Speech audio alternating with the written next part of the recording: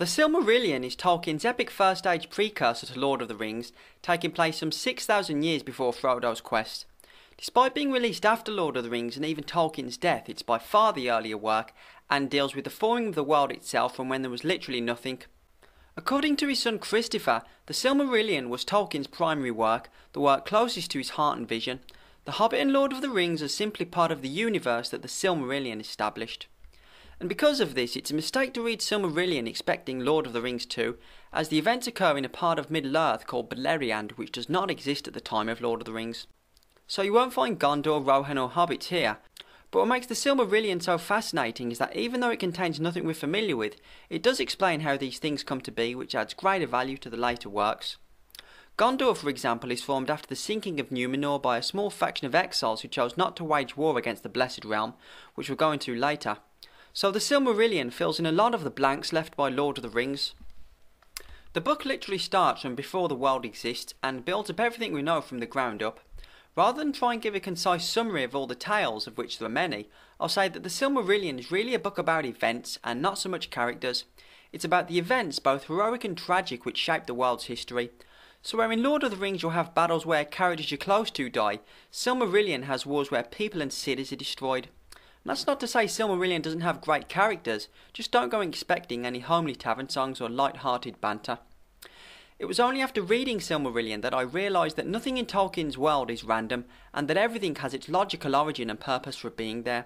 For example, you know that the Palantir are not just magic stones you get in typical fantasy, but were made by Fëanor of the Noldor in Valinor some several thousand years before Lord of the Rings. Silmarillion really drives home the point that Lord of the Rings was a story forged from an already existing universe, and this is really the focus of the book beyond the main narrative. The book reads like a poem which was partly Tolkien's intention, or a creation myth in intense archaic speech in which entire eons of time is summed up to great effect in just a few pages. The syntax in the book is beautifully put together and really ennobles the reader. It has a memorable flow from the sacred to profane in that the book begins with gods living in peace and paradise, to the arrival of elves and men and the wars that follow.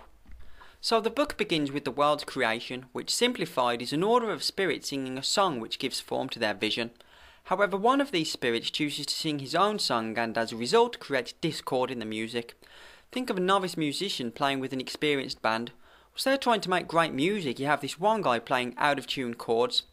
This discord sang by Melkor, the first Dark Lord, was the original seed of evil that would forever manifest across the ages. Like Sauron's desire for power was simply a repercussion of Melkor choosing not to sing in harmony with the other creators. After the world's created, so then do elves and men awaken and begin their journeys.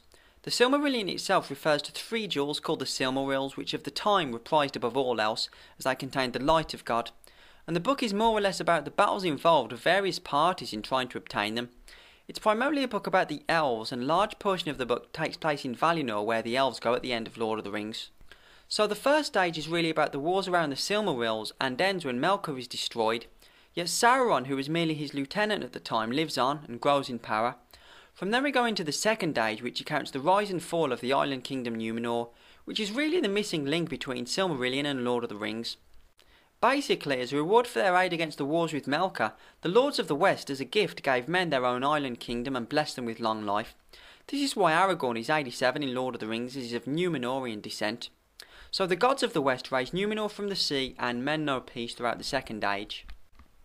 As the years pass, however, Sauron begins his designs, and upon his capture by the Numenorian kings for his past evils, goes from being an infamous prisoner hostage to being the king's most trusted advisor.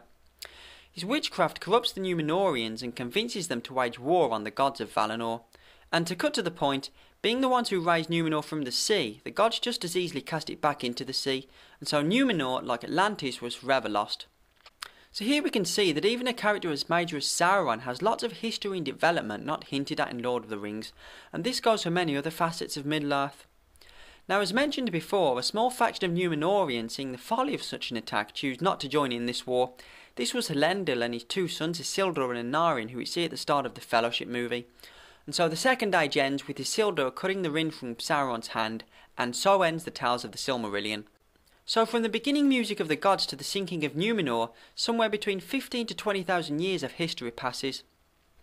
Now, being only one book the size of an average novel, it's easy to see why it's more about the events that shape the world, as within just a few chapters, centuries can pass. So to sum up, the Silmarillion is really a book for those who want to get to the roots of Tolkien's universe, to know where it all came from and why the people and places are the way they are. Lord of the Rings is really a small snapshot into a rich alternate universe with a complete chronological history, which the Silmarillion fully explores.